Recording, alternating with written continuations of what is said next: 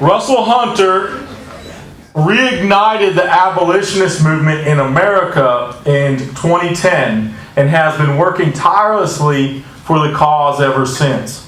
In 2018, he ran communications for the Dan Fisher for Governor campaign, which led to the foundation of Free the States, an abolitionist lobbying organization which supports bills of abolition and guides the abolitionist movement in the political sphere. Russell and his wife, Catherine, have been married since 2005 and has 3 children here on earth, Milan, Ransom, and Eliza, and 2 more in heaven. He has a master's degree in history of science from the University of Oklahoma and is thrilled to be here to support the efforts of Abolish Abortion North Carolina and Larry Pittman's Bill of Abolition. Amen. He's got a nice shirt. So whenever he said I work for a lobbying organization, and I say, hi everybody, I'm a lobbyist, you're supposed to boo. Boo. Not that kind of lobby. I'm here to lobby the culture to support total and immediate abolition. I love how everyone speaking before me said that they had to cut their time. I'm gonna try not to abuse that or take advantage of it. If the pro-life movement would stop doing things, I would have to stop adding slides to this talk. But that just give me so much material. So we are going to move fast. It is going to cover some of the same material, but the design in this talk really is to, I think that the guys that have spoken already have laid such a strong scriptural foundation of theological understanding and really made the case in just sort of trusting in God instead of worldly wisdom. And so a lot of that, I'm going to remove from this and really just look at the nuts and bolts, because I don't want anyone to come here and sort of leave, which I've seen happen in other places a number of times. You come to an abolitionist conference, it's really great, you kind of understand it, you agree spiritually, you're on the same page, but then you're still kind of not fully persuaded. Okay? And you end up supporting pro-life bills and stuff. So the hope of this talk is to put a pro-life and abolition bill or approach plainly before you, accurately, without strawmanning, misrepresenting, give you examples, and then make the case why we should not do both, but only seek total and immediate abolition. Now, I'm not from North Carolina. I'm from Oklahoma. How many of y'all been to Oklahoma? How many of you went to Oklahoma because of an abolitionist thing? Yeah. Oh, yeah. Let me tell you, I am so stoked. Okay, so Oklahoma, where I live, it's the center of the universe. Really, you look at a globe, it's in the center of the globe, and the globe's in the center of the universe, and it's exactly there. And I'm in Norman, which is the center of Oklahoma. So it's fitting that nothing good comes out of Norman, Oklahoma, but abolitionism has, in ways, shapes, and forms, spread from there. But as you mentioned, 2010. Back in 2010, it was you would say some of these things that the other guys have been talking about, and literally no one agreed with you. They just thought you were crazy or heretical or a part of a cult or something. And I am so happy that that's not the case today. From someone in the room was actually wearing a Abolish Abortion OK shirt. I don't know. Yeah, there, brother. This is back in 2016. This is whenever I think I decided that, yes, maybe I didn't decide, but the people in Oklahoma, we decided we were going to make some inroads into the political sphere. And so we were doing an abolitionist campaign in Oklahoma, and we had our little scissor tail flycatcher. And thankfully, I don't have the slides to do this, but we've seen abolish abortion state after pretty much most of the states in the union. And I think we just praise God for the good things. So I'm glad to get on a plane yesterday, come and not sleep in my hotel room last night, and try to be here with y'all today. So we're here in North Carolina. Now, the reason I kind of start with these state shapes, because what Rusty was talking about and what some of the other speakers were talking about, we should be looking at our lands as something that can be polluted by sin. We should be looking at within our borders, controlling what we can within our borders to pass righteous laws that both honor the law of God, but also establish equal justice and protection for preborn human beings. So, what we do in Oklahoma is a little different than what you do in North Carolina, which I think is what David's going to talk about here after a bit.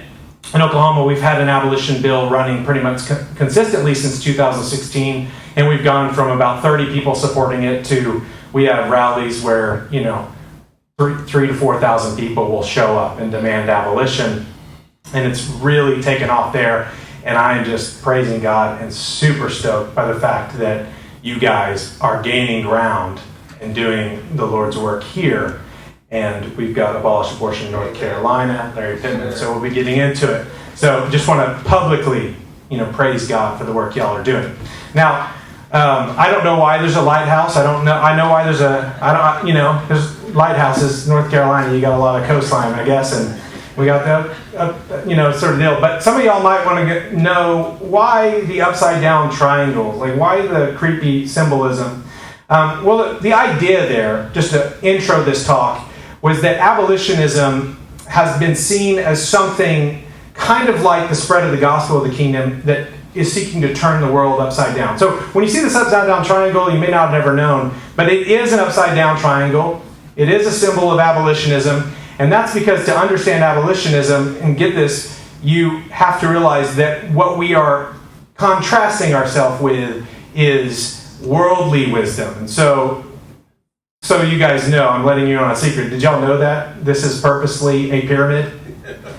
All right, why is it a pyramid? And why is the pro-life approach being symbolized as a pyramid? Let's go to the scripture. I love that Rusty called it the sword. We all carry the sword around in our smartphones, but I put this out and I want to open with Isaiah 30, 1 through 3. Ah, stubborn children, declares the Lord, who carry out a plan, but not mine, and who make an alliance, but not of my spirit, that they may add sin to sin. Right? Who set out to go down to Egypt without asking for my direction, to take refuge in the protection of Pharaoh, and to seek shelter in the shadow of Egypt. Therefore shall the protection of Pharaoh turn to your shame, and the shelter in the shadow of Egypt to your humiliation. This is old stuff. Abolitionism is rooted in the Word of God, and really, in its modern application, comes from taking the law of God and the prophets of Christ seriously.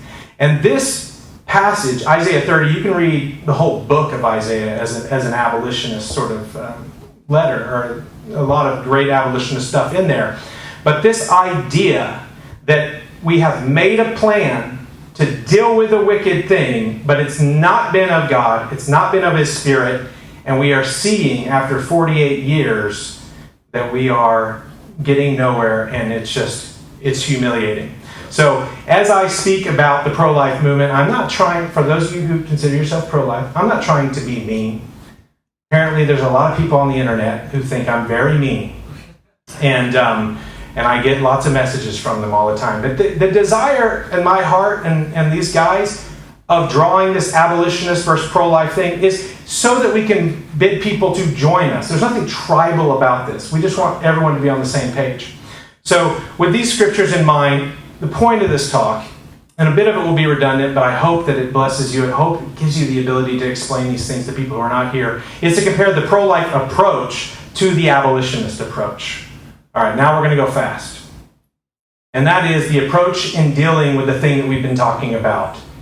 The iniquitous, unjust, unconstitutional, ungodly ruling of Roe v. Wade, and the compliance with that ruling of all 50 states in the United States of America. At this time, not a single state in the United States of America upholds the principles of the Declaration of Independence or the law of God. We are all guilty. Doesn't matter if you're red, doesn't matter if you're blue. We are all practicing child sacrifice. The entire land is defiled by the blood of innocent children, and we do still possess, in our current political system, the ability to do something about this in our states. So this is very, very important. Okay, so we're going to go very quick. Abolition bill. Want to lay it out? Seeks the total and immediate abolition of abortion. Very simple.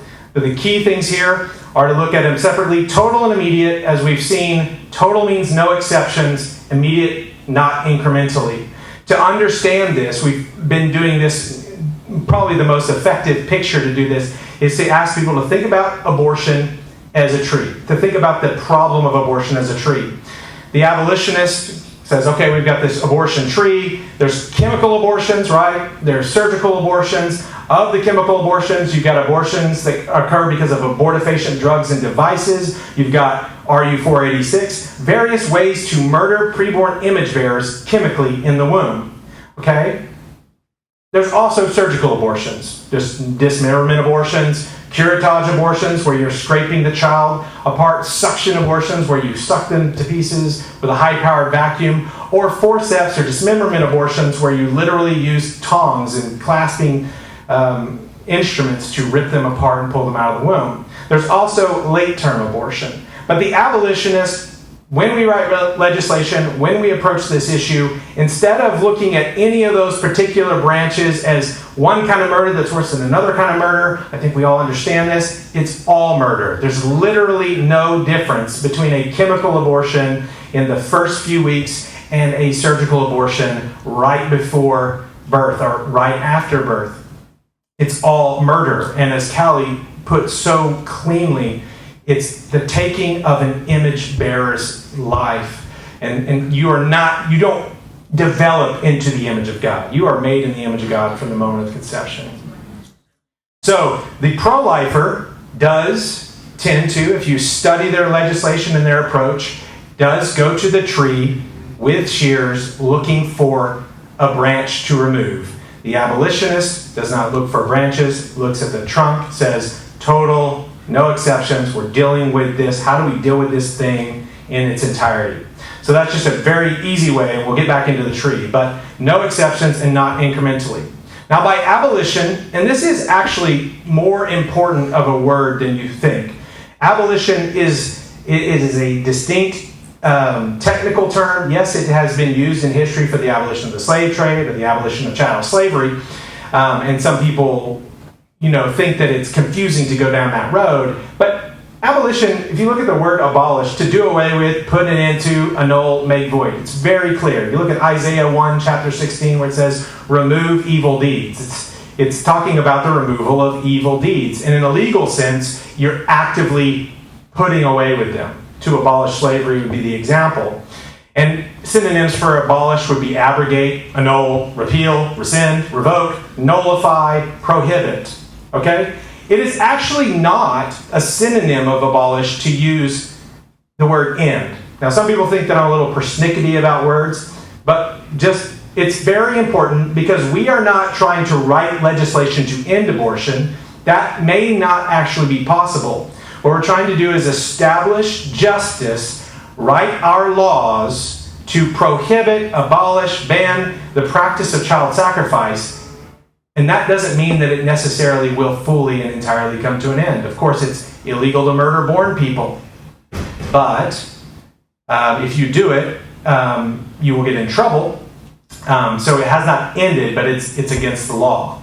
So before moving on to the point, when you read a book, at the end of the book, when you come to the book's end, do you abolish the book? No. So the reason that there's such a preference on the word abolish is because we're trying to be very active. We don't just want to pray to end abortion. It's very good. We want to see the end of abortion. But pro-lifers and abolitionists entirely agree that we would like to see abortion ended, come to an end. The difference is abolitionists are wanting to actively abolish it. So that's why if you watch the Liberator podcast, you're like, is this guy being tribal? No. It's just the accurate word. So prohibit and ban, if you're going to choose a synonym for what you're trying to do, you're trying to actively prohibit or ban the practice of abortion. And that means an explicit ban of abortion itself. Not doing something else that implicitly leads to the end of abortion, but literally writing a law that says this is murder, you should not be allowed to do it. That is the goal of an abolition bill. So an abolitionist is explicitly seeking to criminalize abortion. Pro-lifers, maybe across the board on criminalization, most of them, as Callie has pointed out, are opposed to criminalization. We'll get into it. But they want to come up with a way of ending abortion without criminalizing it, and we think that that is not possible. The other important part, perhaps equally as important, is an abolition bill treats abortion as murder. The important thing here is as murder. It actually looks at abortion, right? This act is a murderous act, regardless of whether you're talking about a suction abortion, a chemical abortion. That is murder, and the laws against murder should be equally applied to all humans. That we should not draw a line of distinction about what kind of humans. So abortion as murder, this kind of equal application of the law will require prohibition, and prohibition requires justice, and justice, again, requires criminalization. So an abolition bill does not make an allowance for any abortions. An abolition bill does not make an allowance for any murder. That's the distinguished. It does not, in any of its written language, intent, or purpose, make an allowance for murder. Now, scripturally, we see in Romans chapter 1:32, after Paul's talking about basically an apostate people, at the end of that opening chapter of the great book of Romans, he says, though they know God's righteous decree that those who practice such things deserve to die, they not only do them, but give approval to those who practice them. So we're dealing with people who agree with the abolitionists that abortion is murder, but they won't treat it as murder. And we're dealing with a culture that's been so long down this road that I've been doing abolition for a long time, but when Callie's up here talking about just the seriousness of the law of God, and that yes, there will be people who, after a bill of abolition is passed, will be brought up on murder charges, and the state will have to bear the sword against it. That sounds foreign and almost repugnant to us. We kind of balk at that. It's because we are that Romans 1 culture. We've replaced the truth of God with a lie in so many ways. But pro-lifers, they know what we're saying is true, and they agree, and they, instead of criminalizing it, they give approval to those who practice them, which we'll get into. So an abolition bill does not do the things, but it does not show partiality. I love how when Rusty was talking this morning, he said, look at child sacrifice, the shedding of innocent blood. It's all throughout the Bible. You know what's also throughout the Bible? God, all of his prophets, his law, constantly bringing up. God hates partiality. He hates it. He doesn't like it whenever you use unjust weights and measures. He doesn't like it whenever you show partiality to anyone for anything. He is emphatically against it from the beginning of the word to the end. And an abolition bill is trying most of all to please and honor God. And therefore, we do not show partiality to, in this case, the mothers or the culture or anyone else. Honestly, I would not be here. Now, I've been on the phone with Wayne and David and Representative Pittman. I would not have gotten on the plane and left my beautiful wife and children if House Bill 158 did not include this line. Any person who willfully seeks to destroy the life of another person by any means, at any stage of life, or succeeds in doing so, shall be held accountable for attempted murder or for first-degree murder, respectively. Without this explicit statement of intent, the thing has no teeth. And this is the very thing that is missing from, I think now 500 plus pieces of pro-life legislation that have been filed and passed in the States. Okay, so abortion as murder, establishing the laws against murder equally to all people. So equal justice under the law. Okay, so no exceptions, not incremental, prohibition, equal justice. All of this requires criminalization. There's no way around this. We're not doing this because we hate women or we're bloodthirsty. You cannot abolish abortion without criminalizing it. And the pro-life movement, we'll get into it, that's their main commitment. To criminalize abortion. Now, furthermore, this criminalizing abortion challenges the essential holding in Roe v. Wade. We're not going to get too nerdy about Roe v. Wade. It's a very fascinating ruling. It's probably the dumbest thing I've ever read, but you should read it sometime. It's full of, I'm a historian of science, it's full of all sorts of junk science, junk history. It's just a pathetically awful document. But if you want to figure out what the essential holding in Roe was, it held that Texas law prohibiting abortion was unconstitutional, that Texas law infringed on a woman's right to reproductive freedom, and that no state may prohibit abortion. A state may regulate abortion. So the central holding of Roe v. Wade, back at the original, when all these dead white men, I don't know if they're all dead. Yeah, they're probably all dead. When all these old white dudes, we're not supposed to listen to old white dudes, but except for whenever they give you the right to abortion. But when these guys handed down that decision, the central thing that they were holding is that in the penumbras of the Constitution, there was a right to privacy. And in the right to privacy, you had the right to reproductive freedom. And reproductive freedom means terminating babies, and that no state can stop you from doing that. So that was the central thing that they held down, and they declared. An abolition bill doesn't seek to work within that. It's literally targets that head on and says, the Supreme Court was dead wrong. Dead wrong. Mothers do not have the right to murder their children. States do not have to allow murder. It's a full-on assertion from the get-go that the Supreme Court made an unjust, unconstitutional opinion that is every bit as invalid or unjust as whenever they said that black people were designed to be treated as animals and not fit for anything but slavery, right? The Supreme Court has made a number of rulings in history, and they've been dead wrong. And when they're dead wrong, the only way to deal with them is to challenge them outright, especially if you want to change them or overthrow them. So, abolitionist bill looks at it, says Roe's unjust, Roe's unconstitutional. Now, if the right to murder babies was constitutional, the reason I put this in there is because back when the earlier abolitionists were dealing with slavery, slavery was, from the writing of the Constitution, though not mentioned specifically, but human property was acknowledged as constitutional right. Not helping runaway slaves was included in the early Constitution. And the earlier abolitionists did have to seek an amendment to the Constitution. The thing did have to be amended. That's why there was the 13th Amendment.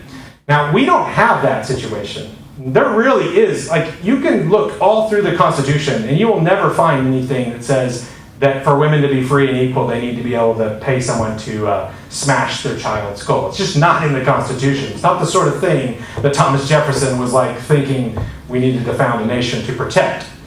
So if the right to murder babies was constitutional, we would have to defy the Constitution. It's not our authority. It's not a divine document. It can be changed when it is wrong. Praise God.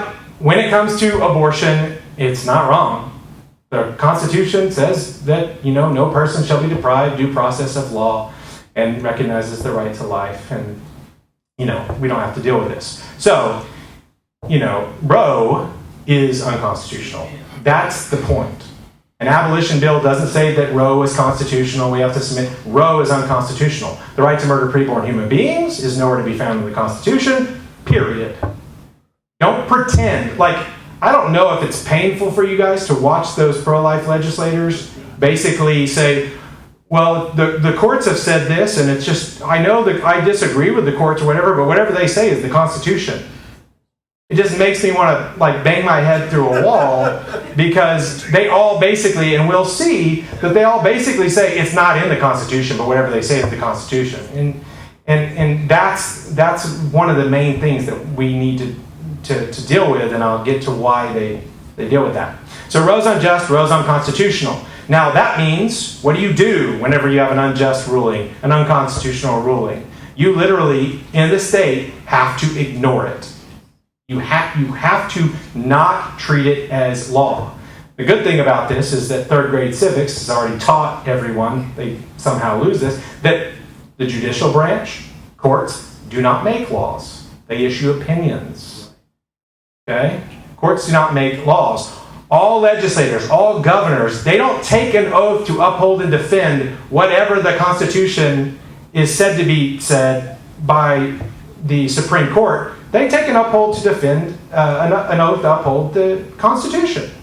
All right, so an abolition bill is upholding the Constitution and not the courts. You cannot leave this out. So What do you do? Roe is unjust. Roe is unconstitutional. An abolition bill, therefore, is a nullification bill, and it is asking states to assert their sovereignty, to ignore Roe, and to uphold the right to life. Now, someone says, you just can't do that. You just can't do that. You just can't do that. I'm just like, golly, you're just trying to depress me before I get up to talk. I don't struggle with cussing, but my goodness, Callie, I purposely did not watch that. I was very busy trying to teach my kids how to catch fish when that thing was happening, and man, you subjected me to it. But over and over, they're saying, well, it's just constitutional.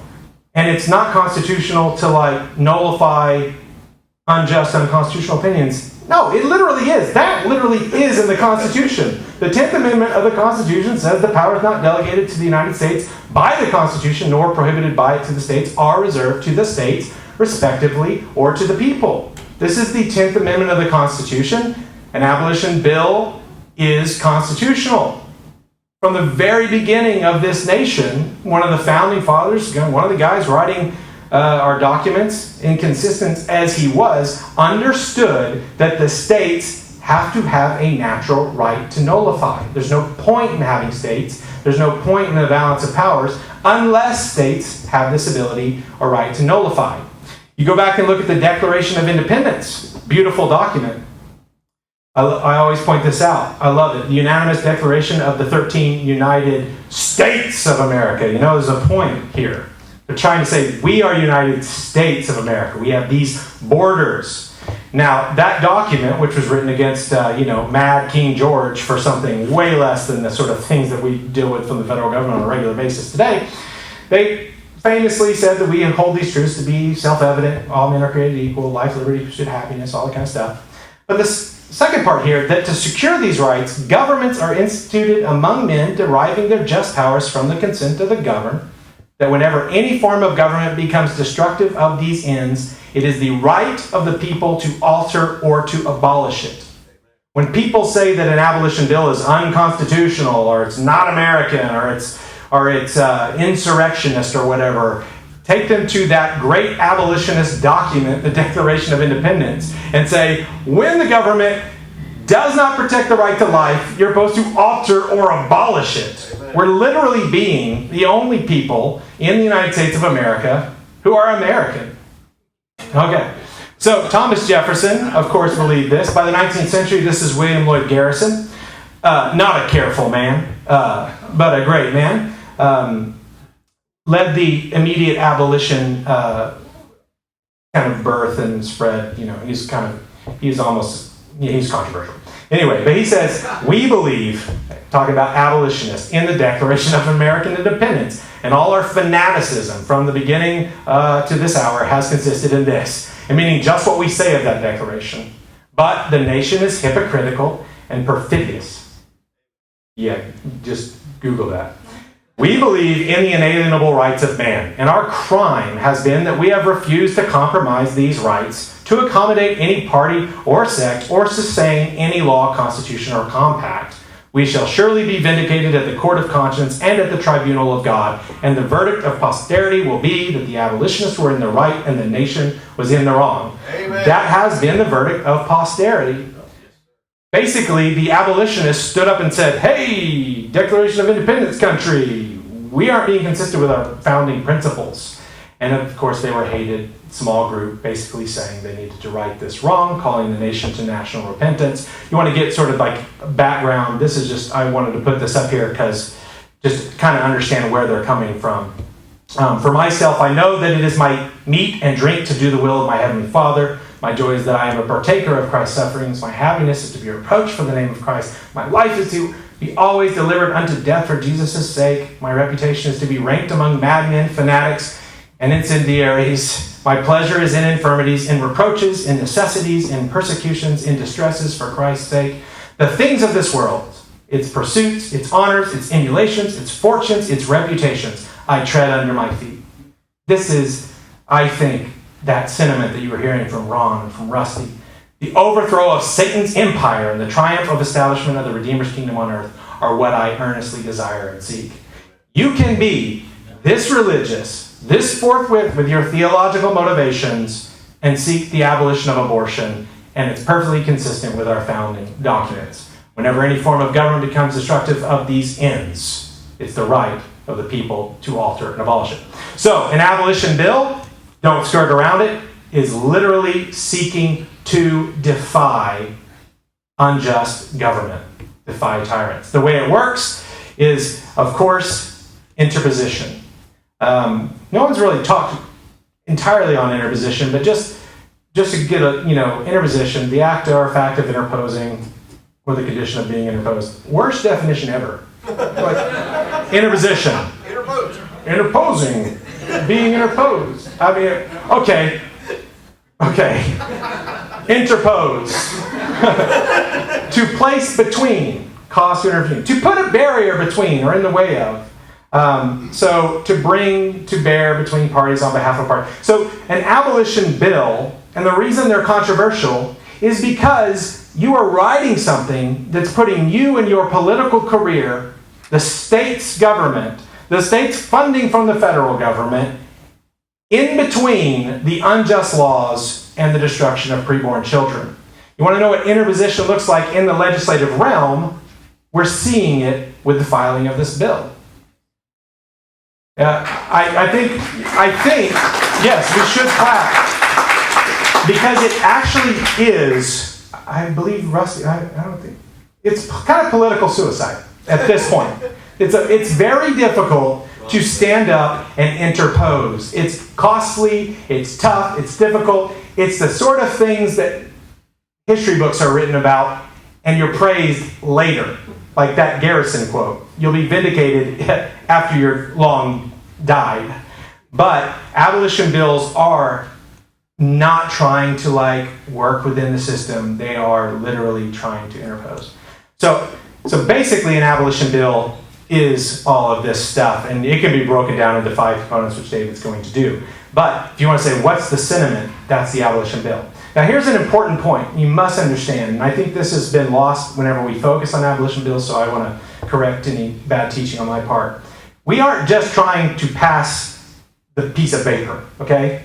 You can't it's just a piece of paper with good ideas and it's signed. It has to be enforced. The only way that it's going to be passed and enforced is if it's the sentiment of the people that abortion should be criminalized in contradistinction to the unjust rulings of the Supreme Court. So when a bill is filed, even if the bill doesn't go anywhere and dies in committee or is laughed at or whatever, it is this act of discipling the culture to accurately deal with the sin of child sacrifice. So bills are very important for what they do, but more important than the bills is actually converting people to the cause of abolition, to these ideas. So that's the abolition bill, and please understand that it's not just the bill, it's the sentiment. All right, so here's the pro-life bill.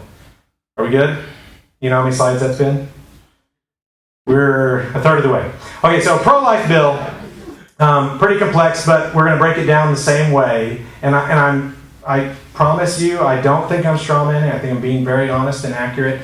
And I want to say that a lot of pro-lifers, their motivations are good. They want to do good things. They're seeking to save babies and women from abortion and reduce abortion numbers. They may be doing this because they're Christians. They may be doing this because they just love people and they're trying to do the best they can. So they're writing pro-life bills. But we've got to break it down. Different from an abolition bill, a pro-life bill seeks to save babies and women, okay, from abortion and reduce abortion numbers. So let's look at save babies. In the saving of babies, of course, we're just trying to save babies so you can save them in increments. Because if you're trying to save babies, you're not trying to establish judges, you're trying to save as many babies as possible. And so you seek increments and you allow exceptions. So if we go back to the tree, the pro-lifer may look at the tree and say, we can't axe it. We've got to save as many babies as we can as their general rule. And so they pick out a branch. Now, prior to the last few years, the last year or two really, the paradigmatic, hardcore, legit, sort of standard-bearing pro-life bill was the dismemberment abortion ban. This is the language from House Resolution 3 515 in Oklahoma. Much like the dismemberment bans, identical language in many states, and is actually a bill that has been upheld and is functioning in the state of Oklahoma. So we look at this bill. Oklahoma judge upholds this bill. Okay, so this is a bill that's been upheld, and here's the language. Pro-life bill. Paid for, prayed for, supported, and praised, and thanked God for passing it. You look at it, it says, any means with the purpose of causing the death of an unborn child, knowingly dismembering a living unborn child and extracting such unborn child one piece at a time or intact but crushed from uterus through the use of clamps, grasping forces, tongs, scissors, or similar instruments that, through the conversion of two rigid levers, slice, crush, or grasp a portion of the unborn child's body in order to cut or rip it off or crush it. Okay? That sounds great. Let's write a bill to say you cannot dismember babies. Looks great, right?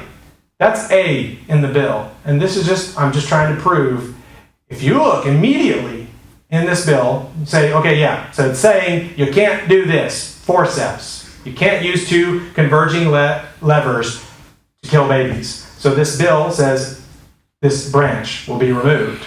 Now, immediately, in the language, people don't understand this. They think we're strawmanning bills. But in the language, B.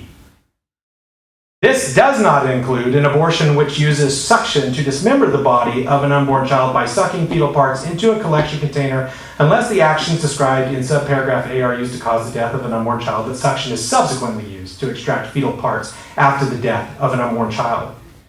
This is a pro-life bill that people put money in offering plates as they were being passed around to support. Literally says you can dismember a child so long as you're using a suction device that takes all those fetal parts and puts them into a container. Okay? That's a pro-life bill. So you can dismember babies with curettage or suction. You just can't use forceps. Now the big trick here is that most of these abortions are done with suction. It's the preferred method. If it's way late, you may have to use forceps. Okay, so the pro-life bill says you can't do this to a baby, but you can do this to a baby. That's what the pro-life bill says. We're not making it up. That's what it says. Now, if you look at the numbers, of course, while you're getting rid of this forceps abortion, the real fact of the matter is that the vast majority of abortions are actually on the other side of the tree. And whenever you can't kill them with levers, the culture, Satan, the world, however you want to see it, comes up with more clever ways to murder babies in the womb. Statistically speaking, you want to know how it holds across the country. 88 to 92% of all abortions happen in the first trimester at 6 to 8 weeks. The pro-life legislators know that their bill is not going to stop the vast majority of abortions. Now, this other 7% happen between 14 and 20 weeks, and they can be killed with suction devices. It is very rare that you have abortions after 20 weeks. Now, there are abortions after 20 weeks, but in a culture that bans them after 20 weeks, you have to murder your baby in the first 140 days instead of 141 days. So, what gets celebrated as this great victory that the pro-lifer can pick up and say, hey, look, I've done this great thing, isn't really doing anything. The tree grows, there's just other ways to kill babies. Okay, allowing exceptions, the general exceptions that are showing up in pretty much every pro-life bill up until recently. Pro-lifers are beginning to stop putting rape exceptions in their bill because of the preponderance of memes on the internet that say you shouldn't punish children to death for the crimes of their fathers. I think we've had a lot of success, and the pro-life movement is no longer running around saying, as Abby Johnson said, don't get in a tizzy about the rape exception. The pro-life movement has been saying that rape, incest, and protecting the life of the mother are exceptions, and that this is the same position taken by Ronald Reagan, formerly the most pro-life president in the history of the world. And of course, I am strongly pro-life. Yes, Billy Graham, many people. The pro-life position is to have these three exceptions, and of course, this is our previous president, Donald Trump, the most pro-life president in the history of the universe, is on record for saying that children should be punished to death for the crimes of their fathers. And this thing was like, tens of thousands of people. Okay, so Donald Trump, the most pro-life president in history. So pro-life bills have these things. Now, I want you to understand what that basically is, logically and legally, is that you have to allow some babies to be aborted if it saves other babies. That's why they put those in. We can't pass the bill without an exception. We got to pass it, so we got to do this. And that's compromise. It's the key, because we're not trying to abolish abortion, we're trying to save babies. Now, I submit to you that this whole getting the best that we can get and doing the most good ideology is literally child sacrifice. Literally. Abortion is whenever you sacrifice a child, right? Someone kills a child to, maybe they have 4 other kids and they're killing their kid so they can feed these 4 kids. They're practicing child sacrifice. Pro-life bills are literally saying, we will sacrifice the rape-conceived child to save the non-rape-conceived child. You cannot fight child sacrifice without practicing it. That's not how the pro-life movement would say it, but that is in fact what they are committed to in all of their legislation. So compromise is key. Now, why is compromise key? Because as this pro-life bill diagram says, reducing abortions is the goal. Now, another thing where we have save women from abortion, the pro-life movement, as Callie said, so I'm not going to spend a lot of time on it, is committed to this idea of never criminalizing the woman. Pro-lifers tend to think that you should use the word the woman, where abolitionists say mothers, but I'll use their language here. So saving women from abortion, because women are this second victim of abortion in our culture, is very important to the pro-life movement, as we've seen. And therefore, most of these pro-life laws, actually, when you look at them, become make better choice laws. So we know that abortion's out there, we know that women are getting them, so let's write laws to basically say you have to have parental consent. I believe y'all have that in North Carolina. You have to have a waiting period. I think y'all have that in North Carolina, 72. Maybe they'll make a better choice if they have to wait 72. You have to wait longer for a dental appointment, but whatever. Ultrasound laws. You have to see the baby before you butcher them. Law, because maybe that's going to make them have a better choice. Now, I can't remember. Y'all don't have an ultrasound law, I don't think. You do? Okay. It's not one where it's like the woman has to look at it. It's like the way they write those is they're usually just sort of like an ultrasound has to be performed. And again, put your head through the wall.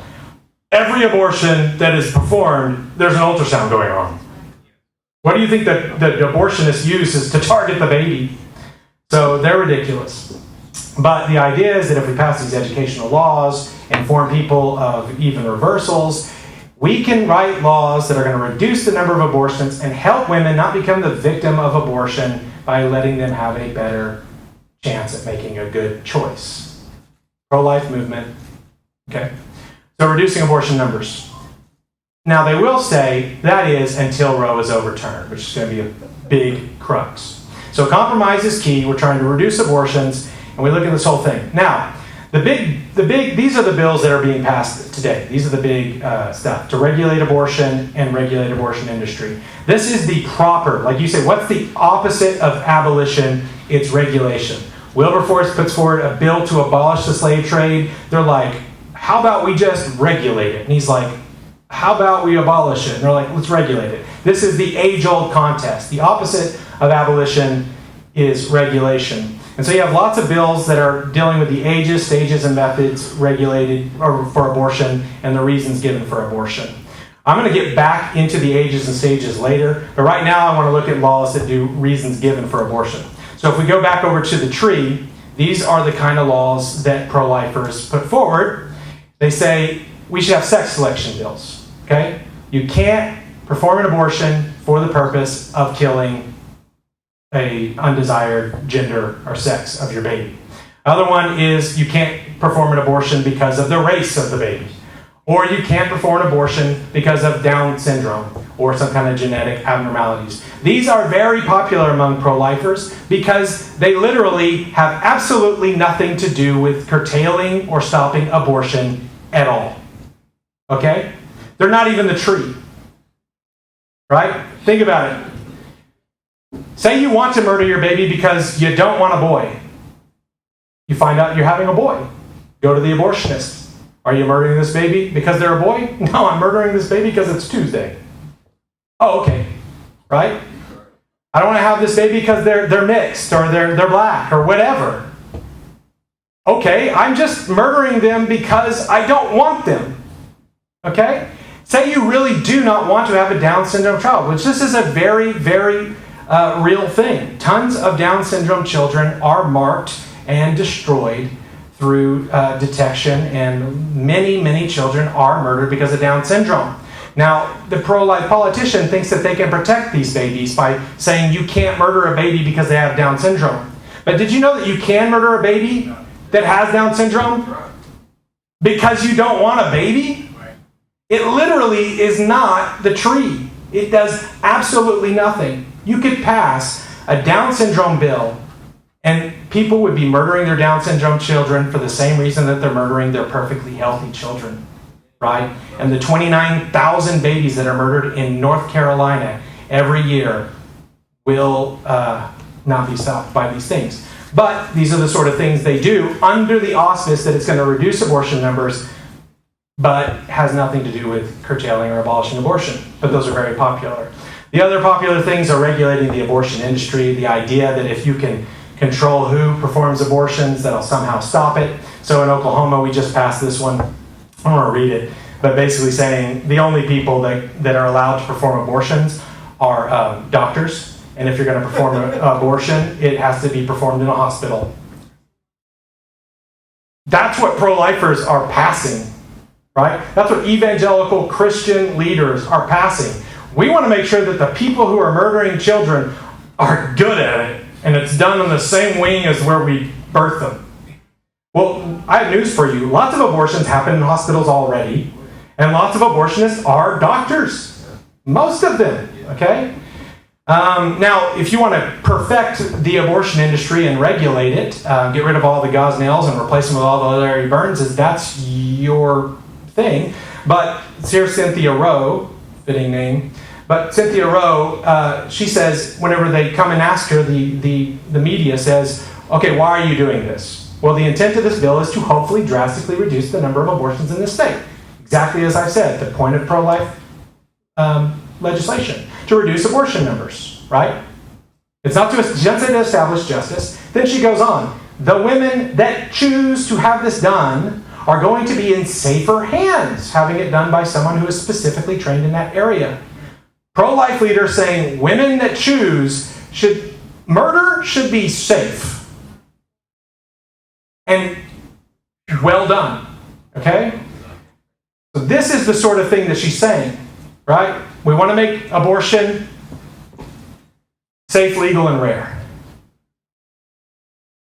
Which is not what the pro-life movement is known for saying. But that's what their bills do. Of course, the abortion should be safe, legal, and rare was Bill Clinton's position and has subsequently become Hillary's and pretty much the abortion movement. They will say, yes, we want it to be more rare. Yes, okay. But it should be safe and it should be legal. Why are we writing pro-choice legislation calling it pro-life? That's what we've got going on here. Now, the other one is defunding abortion. I decided to remove that one from this talk, but basically it boils down to, instead of dealing with abortion in and of itself, pro-lifers think, not with my money. The idea is that if the government stops funding abortionists will stop killing as many babies. It's patently false. People pay abortionists to murder their children with their own money because their hearts are evil and they're sinning and they're covering up sin and adding sin to sin. And defunding abortion providers will do nothing to curtail abortion. The main funders of abortion are parents. But defunding abortion is put forward as an adequate pro-life bill and usually passed instead of an abolition bill. Okay, so regulating abortion, these all have in common punishing abortionists who violate regulations, shutting down abortion clinics who violate regulations. Now, why? And all of this, as Abby Johnson, as Scott Klusendorf, Russell Moore, Al Mohler, all of this is done in commitment to the pro-life movement's central commitment to never criminalize the woman, which was the central holding of Roe v. Wade. Okay? Of course, she's just thinking about ordering abortion online, which is growing. Now, why all this stuff? All of this stuff is done to work within the parameters of Roe v. Wade and Casey v. Planned Parenthood and the other 30 or so rulings. The right to abortion, pro-lifers say, is unfortunately a constitutional right. Right? So when they look at the Supreme Court, they say, yes, Roe's unjust, we're trying to change that, but the courts have ruled. And abolition is unconstitutional. You don't believe me? Let's listen to the most famous defender of the pro-life movement, Scott Klusendorf, writing in articles for an organization called the Gospel Coalition. The federal courts, and this is actually written in response to us, to abolitionists, the things that we're doing. Scott Klusendorf has been the champion of the anti-abolition movement since we came on the scene. Well, he writes that the federal courts have already decided in Roe v. Wade, the Casey decision, and others that no unborn children have the right to life. They've already dictated that from on high. That's the pro-life position. Pro-life advocates would stop it immediately if they could, but they are not, and he's making fun of me, it's great. They are not regulationists who decide which babies live and which die. They have no such power. Instead, they work to pursue the good and limit the evil insofar as possible, given the current legal realities. They have no such power to deal with the constitutional right to murder children. So he argues that the biblical thing to do is to limit evil. Furthermore, Abby Johnson, the most famous pro-lifer on the planet, whenever she's in Texas and the first abolition bill, HB 948, was put forward, people rightly said, Abby, what is your position on the total and immediate abolition of abortion in Texas? Well, Abby answered, I do not support this bill because it is unconstitutional. The right to murder babies is nowhere to be found in the Constitution. It should be abolished as murder. Well, that's unconstitutional, right? Multi-million-dollar movies, books, leader of the pro-life movement. We have made great strides in Texas by passing constitutional legislation. Translation, legislation that does not challenge Roe v. Wade, that works. I also do not support any legislation that punishes women. So what I'm saying is actually true. It's not a straw man. She repeated these when HB 3326, it's becoming, praise God, less popular to hold these views. But whenever she was asked about 3326, she's been a little more quiet because she doesn't like the memes of us basically saying that she thinks that abortion is constitutional and abolition is unconstitutional. But she was silent when she was asked to, in Texas, where Callie and Rusty and so many abolitionists live, when they put forward a bill of abolition, the leaders of the pro-life movement are completely silent or opposed to it, and they put forward these kind of pro-life bills. So a pro-life bill, is it a nullification bill? Absolutely not. It's committed to non-nullification.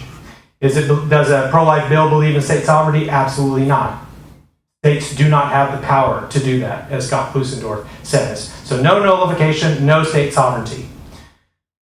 So what do we do with the courts? We comply with the courts until Roe is repealed, which is the entire point of the pro-life movement, wherein they argue all of this stuff that they do is to work within Roe v. Wade, and in the meantime, elect pro-life presidents, fund pro-life organizations, who will then, or elect pro-life presidents, who will then appoint pro-life justices, and those pro-life justices will overturn Roe v. Wade, and then after overturns Roe v. Wade, then we can abolish it. That's the pro-life strategy.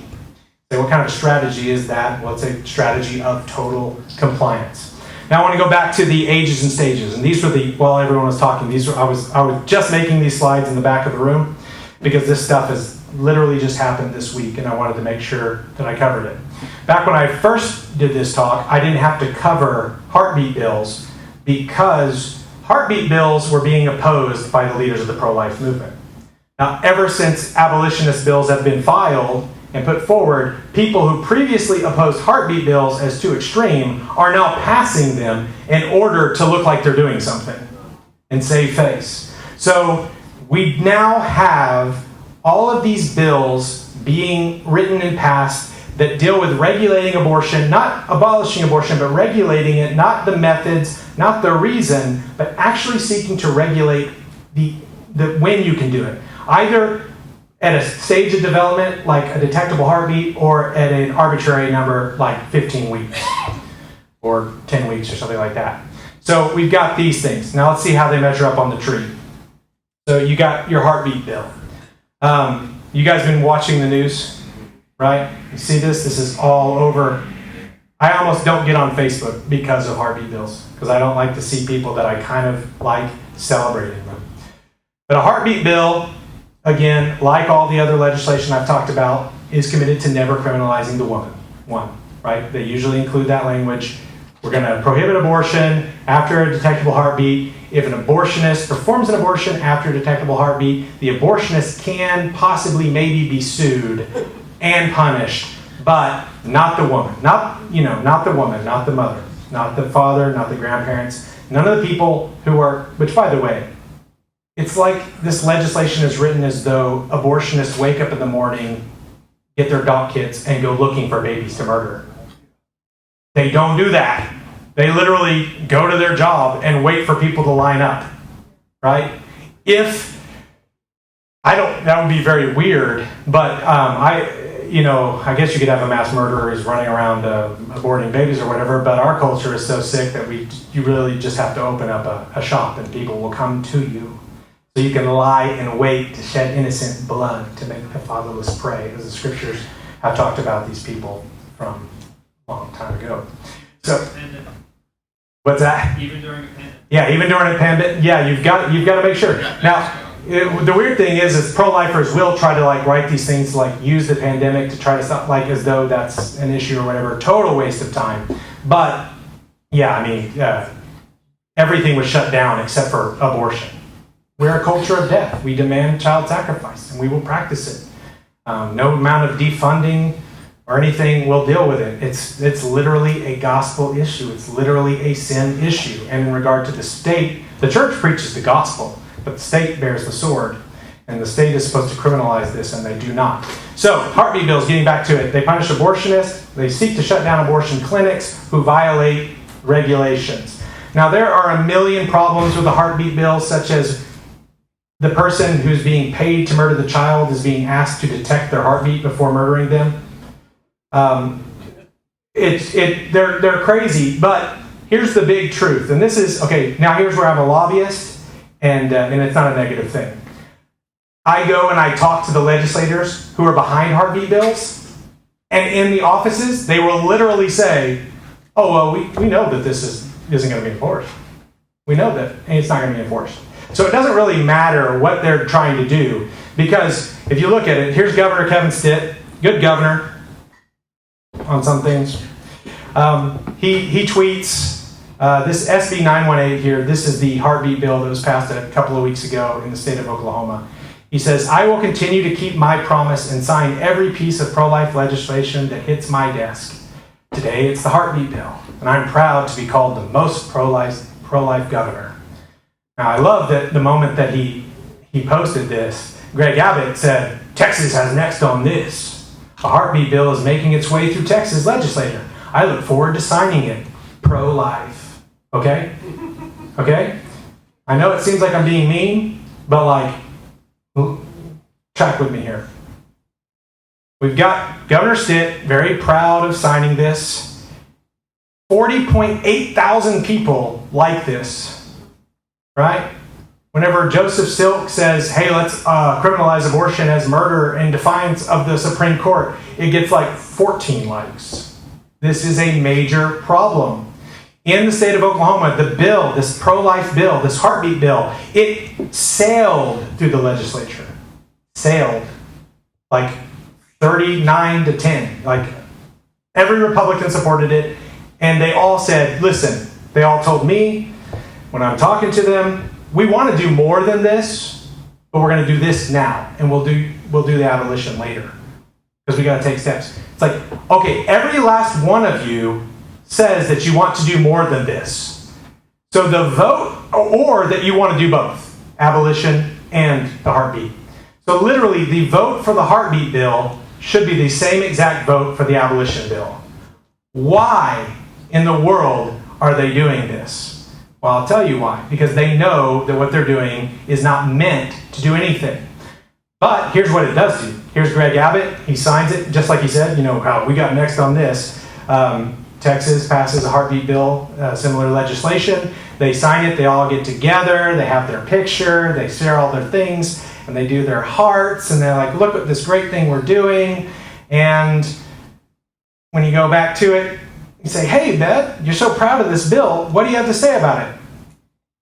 Kevin Stitt says, when I ran for office, I told Oklahomans that I would sign every piece of pro-life legislation that hit my desk. And I stayed true to that promise. We signed 3 of those bills today.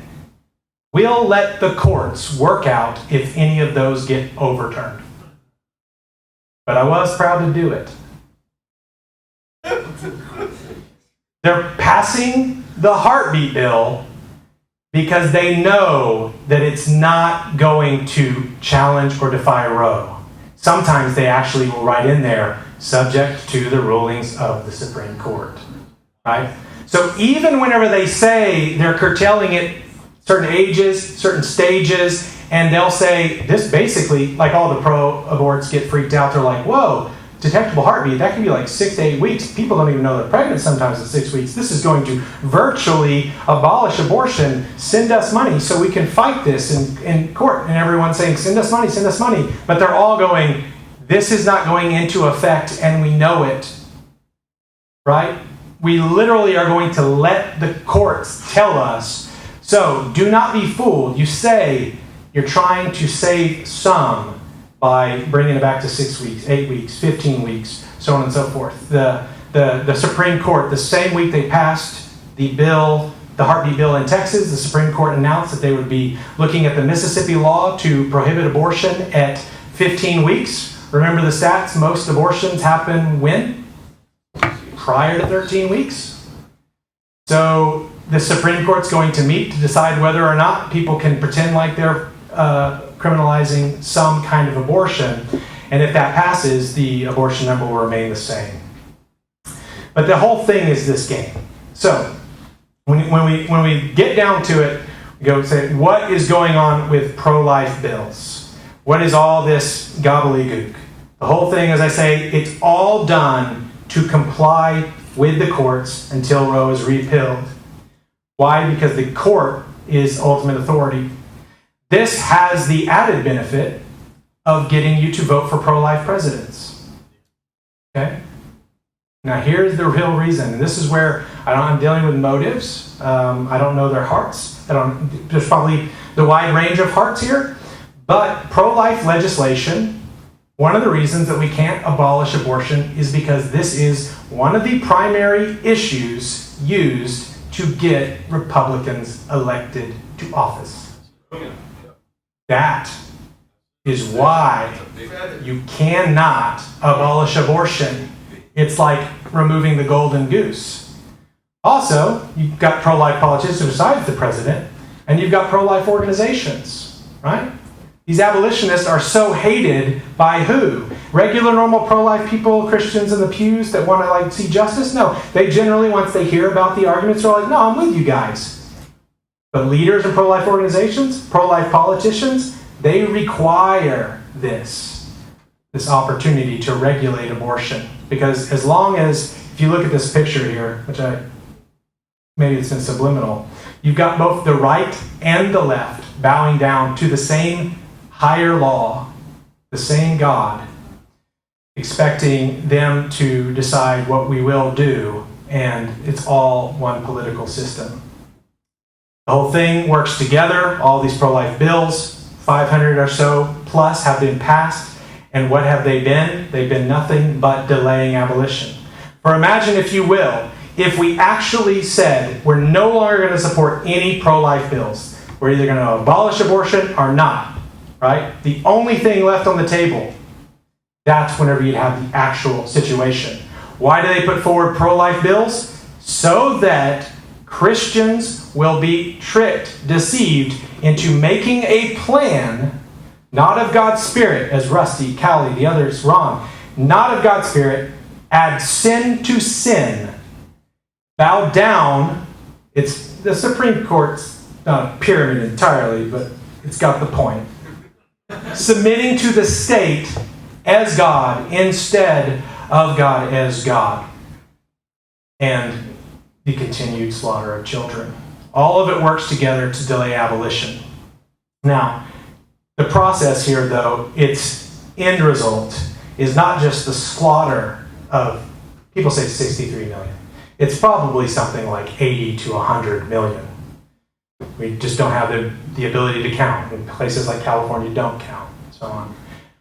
But yes, it is the slaughter, it's the mass murder of children, it's the practice of child sacrifice, but it is ultimately also the destruction of justice. We have unjust laws. We're inconsistent with the Declaration of Independence. We have not established justice.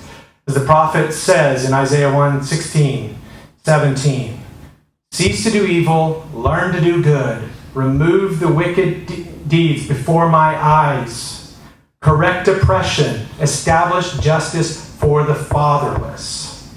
The prophet declares this to a wicked people that is practicing child sacrifice, to which the prophet says, God hates your worship and he does not hear your prayers.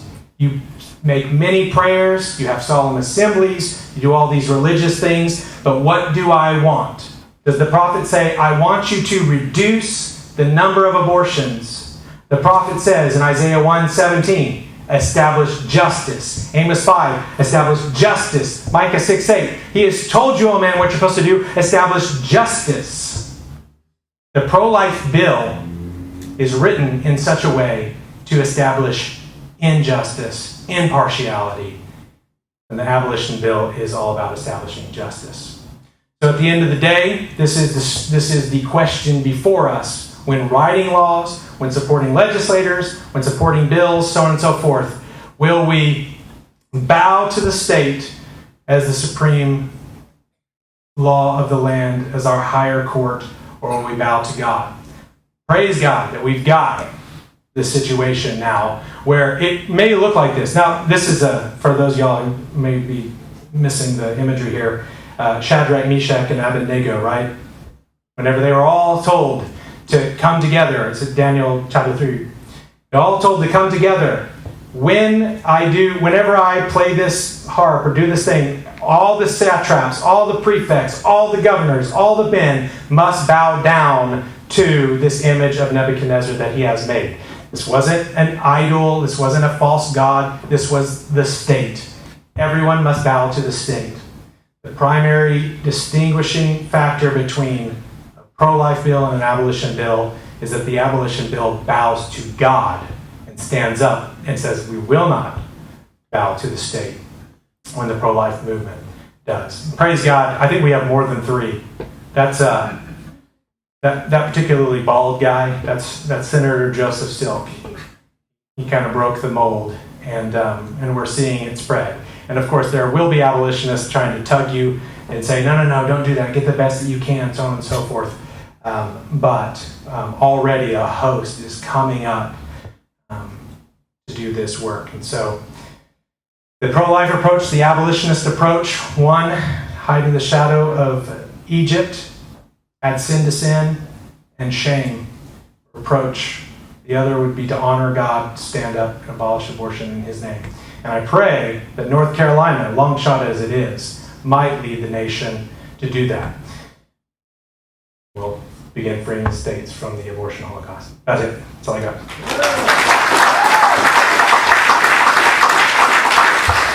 If you guys, we're gonna get into specifics on HB 158 and how that measures up and all that. But freethestates.org is our website. Pretty much everything that I say, James Silverman says better. And he writes a lot of material on our website. So check out freethestates.org and get lots of material. There's also resources on Free the States, signs, shirts, like really good signs and Yeah. literature for activism out in the community, spreading the word and things like that. How they recommend. Yeah. And let me give you a sneak peek because we're working on some stuff. How many of you guys go to abortion mills? Right? You go to abortion mills, or some people call them the front lines, culture of death. I call them the final lines, right? The decision's made before they go there. You can rescue children being taken away to death. You can love your preborn neighbor there, and you should do that. But at our recent Abolition Day earlier this year, one of the pastors that spoke got up and he just said, he looked out and he saw someone holding a "Babies Are Murdered Here" sign, like someone had brought a "Babies Are Murdered Here" sign to the Capitol, because it's my abortion sign, I'll bring it to the Capitol. And he said, you know what? Laws to murder babies are written here. So we are going to be doing a concerted effort across the culture to begin going to state capitals and treating them the way that we treat abortion clinics. Because every child murdered in an abortion clinic, that murder begins at the state capitol. So keep an eye out for that material, and yep, thanks for having me.